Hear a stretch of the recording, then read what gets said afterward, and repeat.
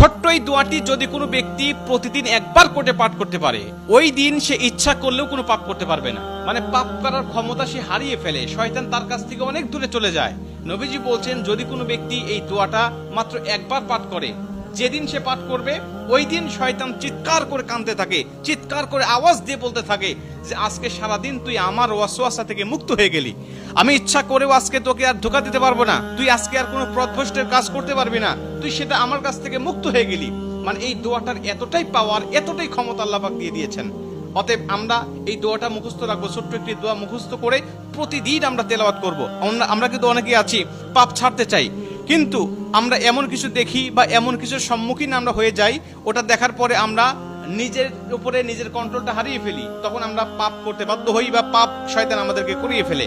এজন্য যদি আমরা প্রতিদিন অন্তত ফজরের নামাজের পরে এই দোয়াটা যদি পাঠ করতে পারি, তাহলে আমরা কিন্তু শয়তান থেকে মুক্ত থাকবো ওই দিন সারাদিন। আর শয়তান থেকে মুক্ত থাকার কারণে আমরা ইচ্ছা করলে ওই দিন পাপ করতে পারবো না। নবীজি এই দোয়াটা শিখিয়েছেন, আউযু বিল্লাহিল আযীম, আউযু বিল্লাহিল আযীম ওয়া বিওয়াজহিল কারীম ওয়া সুলতানিহিল কাদিম মিনাশ শাইতানির রাজিম। আমি আবারও দোয়াটা পাঠ করছি, যারা লিখে নিতে পারেন লিখে নেবেন, এবং প্রয়োজনে এটা ভিডিও আকারে যেহেতু এটা পাবলিশড হবে, আপনারা যারা ফেসবুকে দেখবেন আপনারা অবশ্যই এটা শেয়ার করে রেখে দিবেন টাইম লাইনে, প্রয়োজনে বারবার শুনে শুনে আপনি এটা মুখস্থ করে নেবেন। দোয়াটি হচ্ছে, আউযু বিল্লাহিল আযীম ওয়া বিওয়াজহিল কারীম ওয়া সুলতানিহিল কাদিম মিনাশ শাইতানির রাজিম। এই দোয়াটা আপনি মুখস্থ করে নেবেন, আর এই দোয়াটা পড়ার কারণে কিন্তু শয়তান থেকে আপনি মুক্ত থাকবেন। আর শয়তান যেহেতু আমাদের প্রকাশ্য শত্রু, এই শয়তান কিন্তু আমাদেরকে জাহান্নামে নেওয়ার জন্য, জান্নাত থেকে আমাদেরকে বিরত রাখার জন্য বারবার চেষ্টা করছে। আমাদের সামনে থেকে, পিছন থেকে, ডানে থেকে, বামে থেকে, সব জায়গা দিয়ে কিন্তু শয়তান আমাদেরকে ধোঁকা দেওয়ার জন্য সদা ব্যস্ততা।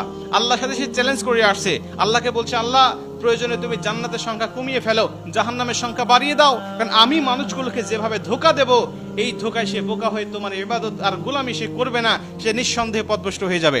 এই জন্য শয়তান থেকে মুক্ত থাকার জন্য আমরা কিন্তু সর্বসময় এই দোয়াটা পাঠ করবো। প্রতিদিন অন্তত একবার এই দোয়াটা আমরা পাঠ করলে আমাদের কাছ থেকে শয়তান মুক্ত হয়ে যাবে, আমরা শয়তান মুক্ত জীবন যাপন করব।